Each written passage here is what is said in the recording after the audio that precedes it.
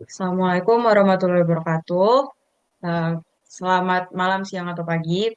Perkenalkan, kami dari kelompok 11 akan mempresentasikan hasil kerja kami untuk Tiksite. Sebelumnya, perkenalkan, saya Karina Filza Afia dengan NRP 5026221012. Kenalkan, nama saya Rian Herulisan dengan NRP 5026231121. Kenalkan nama saya Tahia Movima dan NRP 5026231170. Perkenalkan nama saya Muhammad Hamam Ditama dengan NR 5026231179. Bentar, aku run dulu. Kenalkan, nama saya Berardi Yunato 232. Nah, dalam industri event itu sering sekali banyak terjadi pembeli pertama itu kehabisan tiket resmi dan terpaksa mencari tiket melalui jalur yang tidak resmi. Nah, karena hal tersebut sering sekali terjadi permasalahan seperti eh, penipuan ataupun tiket yang ternyata tidak bisa dipakai dan transaksi yang tidak aman dan juga tidak transparan. Oleh karena itu, kami mengembangkan platform jual beli tiket second hand yang aman, terverifikasi, dan juga terpercaya. Nah, Tixhype ini dirancang untuk memastikan bahwa tiket yang diperjualbelikan itu valid dan juga terverifikasi, lalu proses transaksi itu akan berlangsung dengan aman dan transparan, dan juga risiko penipuan itu bisa diminimalkan. Nah, langsung saja saya akan memulai demo aplikasi Tixhype.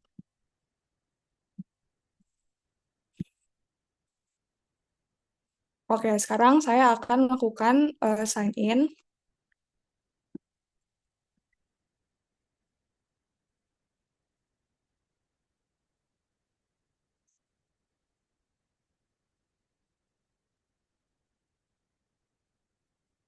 Oke, selanjutnya di sini ada verifikasi wajah.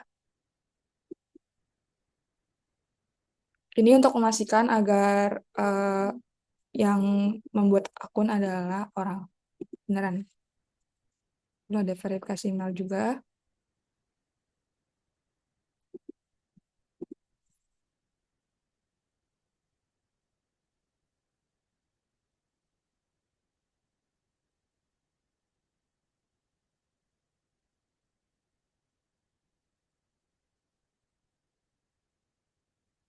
Oke, setelah kita berhasil registrasi, sekarang saya akan login.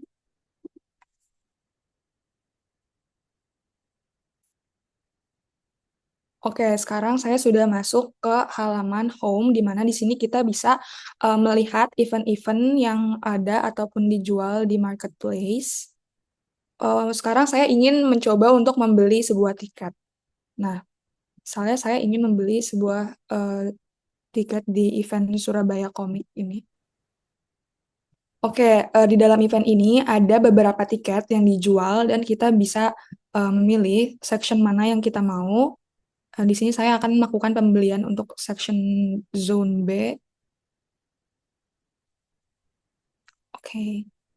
Nah, di sini kita bisa ada dua opsi, buy now atau add to wishlist.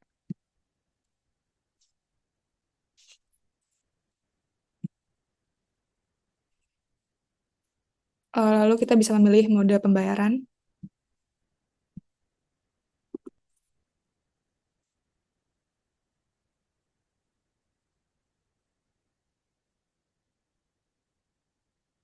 Nah, setelah berhasil, maka kita bisa melihat tiket kita dan nanti di sini kita bisa langsung menukarkan tiketnya.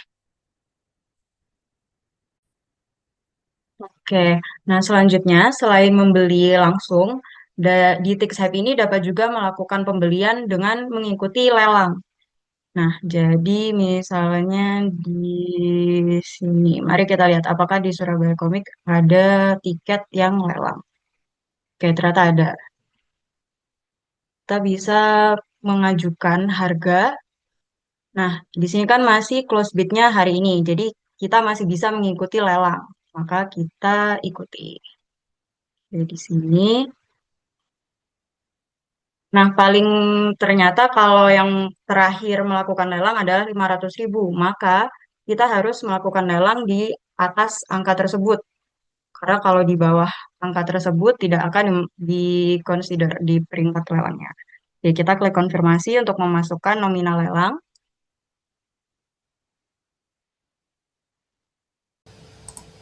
Nah, muncul bid berhasil disimpan. Dan username saya juga tersimpan di leaderboard Karina sebagai pelelang tertinggi. Nah, di lelang ini sendiri, lelang berakhir pada end of day. Jadi di 2359. Kemudian, sebenarnya saya juga sudah melakukan uji coba untuk memenangkan lelang. Nah, kemudian berikutnya akan saya tunjukkan tiket lelang yang sudah saya menangkan. Oke, nah selanjutnya kita akan kembali ke home untuk mencari event yang kemarin lelangnya sudah saya menangkan. Oke, kita kembali ke home terlebih dahulu, yaitu ke event Anime Fest. Nah, di event Anime Fest ini diklik tiket yang bidding. Bidding artinya lelang. Ada 2 sell type, yaitu direct dan juga bidding. Nah, untuk mengikuti lelang, klik yang tiket bidding. Nah, di sini lelang sudah berakhir, yaitu di 22 Desember kemarin. Kemudian ketika diklik place bid, akan di redirect ke halaman berikutnya. Nah, tapi berbeda dengan yang sebelumnya, di sini karena saya menang, maka saya diarahkan ke notifikasi win. Dan ini hanya bisa diakses oleh user yang menang, yaitu user Karina yang saya login sekarang ini. User lain tidak akan dapat mengakses halaman ini, dan hanya akan melihat tampilan leaderboard paling akhir, dan tidak bisa melakukan place bid lagi. Jadi ini hanya terbatas untuk user yang menang. Nah, kemudian karena saya menang, saya klik konfirmasi untuk melanjutkan transaksi tiket yang saya menangkan, yaitu saya klik continue payment. Nah, loading dulu. Nah, selanjutnya muncul halaman payment. Nah, karena saya sudah menang, maka selanjutnya saya membayar tiket yang saya menangkan. Pertama, pilih dulu metode pembayaran yang diinginkan seperti tadi. Nah, kemudian klik lanjut bayar. Oke, loading dulu. Nah, setelah klik lanjut bayar akan muncul selesaikan pembayaran. Nah, di sini saya klik saya sudah transfer untuk mengkonfirmasi pembayaran. Nah, kemudian setelah itu akan muncul halaman pembayaran berhasil dan saya dapat melihat tiket yang sudah saya menangkan. Seperti tadi ketika melakukan pembelian tiket dengan harga fixed price tanpa melakukan lelang. Nah, di sini di tiket saya muncul Anime Fest yang tadi saya beli dengan memenangkan lelang. Nah, sebagai pembeli, tiket ini tidak hanya dapat langsung dibeli, tapi juga dapat dimasukkan ke wishlist terlebih dahulu. Apa itu wishlist? Jadi tiket yang kita inginkan, tapi belum mau langsung kita beli. Itu dapat kita masukkan ke wishlist sambil misalnya menunggu kita sedang mengumpulkan uang terlebih dahulu sampai cukup untuk membeli tiket yang diinginkan. Nah, alurnya sama seperti membeli, kita ke event, kemudian tiket yang diinginkan. Nah, setelah klik select, kita tunggu dulu. Nah, di sini perbedaannya tadi kan kita langsung klik buy now, sekarang kita klik add to wishlist.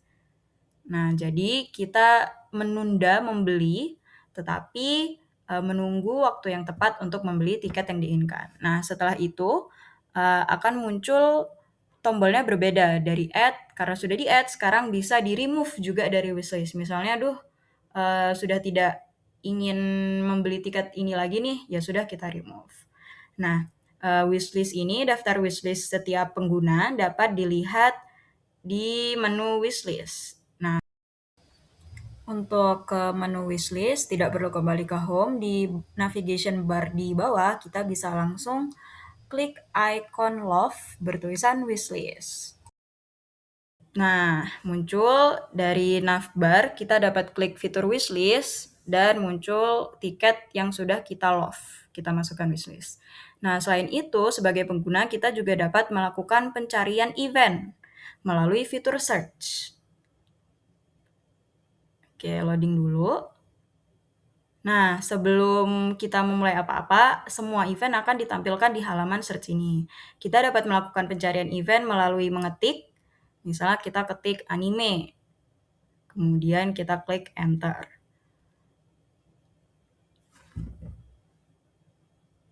Nah, ini yang muncul adalah hanya satu event yang namanya anime ternyata. Oke, mungkin kita belum tahu spesifik nama event yang ingin kita cari. Tetapi kita ada kriteria, misalnya kita pengennya cari event yang bisa lelang. Nah, di sini ada beberapa pilihan filter, ada lokasi, harga, tanggal, dan juga lelang. Lokasi ini tuh dari daftar event yang sudah terdaftar. Nah, kemudian misalnya nih, kita ingin klik yang terapkan lelang, tampilkan lelang. Nah, seharusnya ada satu event terdaftar yang tidak memiliki lelang, yaitu Food Carnival. Akan kita cek apakah yang muncul akan semua event tanpa Food Carnival. Oke, nah ternyata, oke scroll lagi, betul sekali. Hanya Food Carnival yang tidak muncul. Karena memang Food Carnival tidak memiliki tiket yang bertipe bidding atau lelang. Nah, kemudian fitur beli dapat dilakukan jika user berperan sebagai pembeli. Nah, ada juga user juga dapat berperan sebagai penjual. Nah, tampilannya sama, tidak ada perbedaan tampilan berbeda role pada kami, tetapi satu user dapat berperan sebagai keduanya, yaitu buy ataupun sell. Nah, di sini setelah klik sell, kita dapat melakukan penjualan baik itu dengan fixed price ataupun dengan lelang. Nah, pertama kita sell with fixed price terlebih dahulu. Nah, di sini kita dapat memilih nama event, kemudian memilih section atau seat-nya, kemudian sebagai penjual juga dapat menentukan harga jual sendiri. Misalnya di sini kita set harganya 300.000. Nah, di sini upload bukti tiket digunakan sebagai verifikasi bahwa penjual betul memiliki tiket yang didaftarkan untuk mengurangi resiko adanya scam terhadap pembeli. Nah, di sini untuk uji coba, untuk demo saya akan upload misalnya gambar dari UI yang saya ekspor. Misalnya UI ini deh. Kemudian saya klik enter. Nah, di sini kemudian akan muncul filenya itu tadi, file PNG. Kemudian saya klik jual tiket. Nah, setelah itu di sel akan muncul tiket yang saya jual, yaitu tadi Anime Fest. Kemudian selain dengan fixed price, ini kan harganya tidak bisa ditawar. Sebagai penjual, kita juga dapat memilih apabila akan membuka lelang. Jadi pembeli dapat menawar harga tiket yang kita jual. Sama caranya memilih event, memilih section. Oke, kita pilih Campus Fair. Di sini ada sectionnya. Nah, kemudian kita tidak serta-merta membiarkan user mematok harga, tapi sebagai penjual kita dapat mengset starting price, jadi harga awal. Paling rendah tuh berapa sih kita membiarkan user menawar. Di sini misalnya kita tidak mau harganya ditawar di bawah 50.000. Jadi user akan harus melelang di atas itu. Kemudian kita klik lelang berakhir tanggal 27. Setelah itu sama, kita juga harus mengupload bukti tiket. Jadi benar tiket yang kita jual ini valid. Oke, kita klik sama seperti tadi untuk uji coba demo ini. Saya masukkan file UI. Oke, kemudian kita klik mulai lelang untuk memulai lelangnya. Nah, kemudian di sini di sel akan muncul ketika kita klik open bid. Nah, ini dia. Kita sedang melakukan lelang untuk tiket Campus Fair.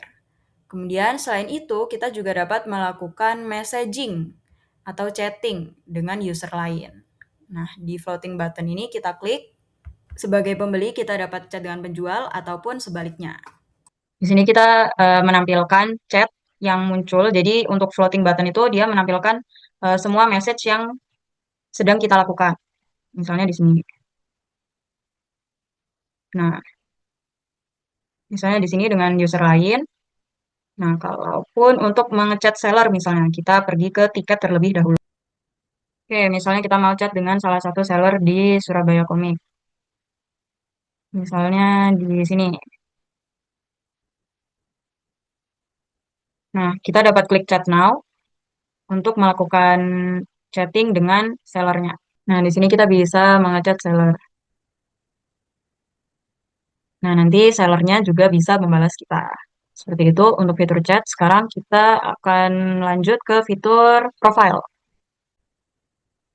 Nah, di sini di profile misalnya kita dapat melakukan edit profile. Nah, bisa mengupload foto, waduh,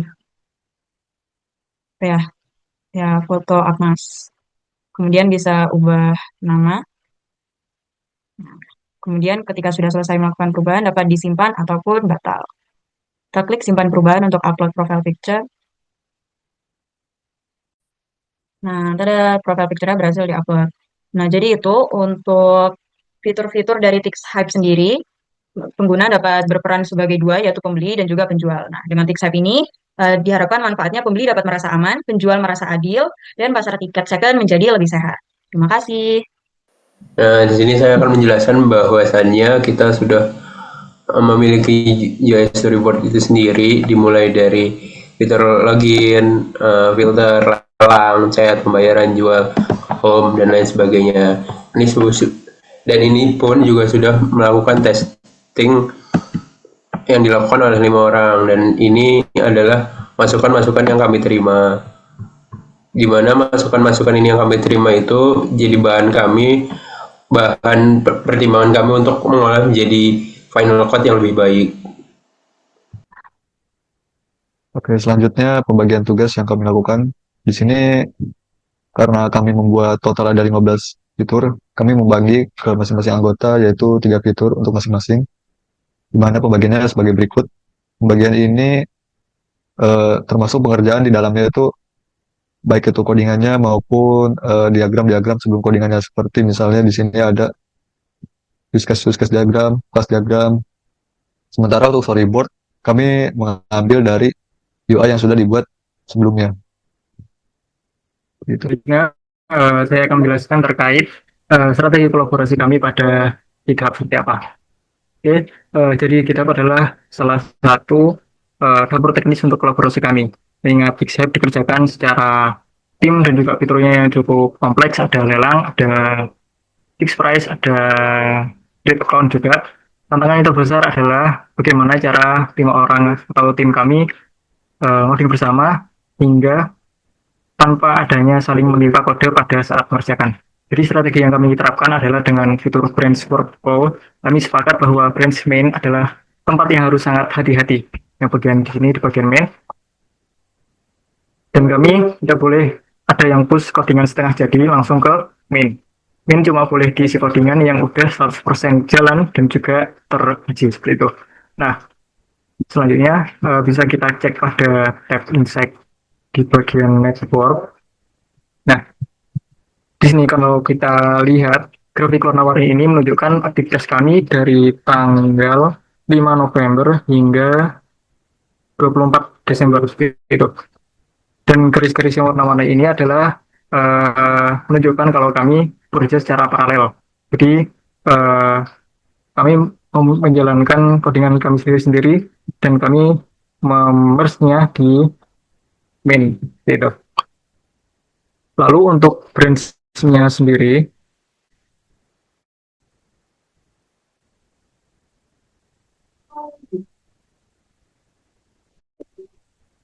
bisa dilihat di sini.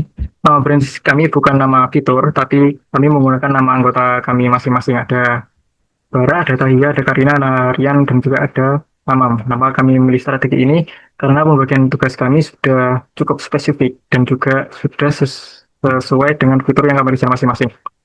Misalnya, brand saya sendiri, Bara, khusus untuk membuat payment dan juga post ticket, lalu ada brand sama khusus untuk login dan juga sign up dan juga lain sebagainya. Jadi, branch ini ibarat ruang kerja pribadi kami. Kami bebas untuk bereksperimen atau membuat error di branch kami masing-masing. Dan juga baru akan kami merge ke branch utama atau di main gitu. Lalu untuk komitnya, jadi walaupun nama branch kami menggunakan nama tiap orang, kami masih cukup rapi dalam menggunakan commit message. Bisa lihat di story ada di sini. kami menggunakan format sesuai dengan apa yang kami benahi pada kode yang kami benahi masing-masing. Ini membantu kami pada saat tracking. Jadi kalau misal ada error, kami bisa tahu error itu muncul gara-gara perubahan di commit yang mana gitu. Lalu juga untuk merge konfliknya, misal ketika kami merge ada konflik, tentu saja eh, prosesnya cukup nggak segampang itu. Tantangan terbesarnya adalah ketika merge konflik atau ketika terjadi bentrok terhadap codingan yang kami kerjakan. Yang paling sering konflik itu ada di bagian eh, ini, di bagian roots web.php. Karena kami sering menambahkan root baru di waktu yang bersamaan. Solusinya adalah kami push kerjaan kami sebelum kami push kerjaan kami ke GitHub, kami pull terlebih dahulu dari main, lalu jika ada bentrok kami benahi terlebih dahulu secara manual di VS Code, dan juga kami memilih change mana yang akan kami gunakan. Lalu kalau sudah aman dan sudah tidak ada tanda seru atau merah-merah lagi, baru kami push balik dan ajuin merge request ke main. Jadi uh, uh,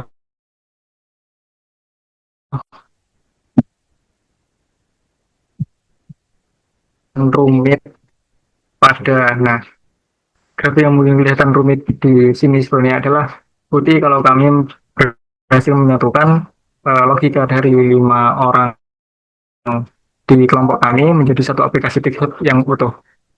Yang penjelasan strategi GitHub dari saya. Selanjutnya akan dilanjutkan dengan video individu dari urutan playlist.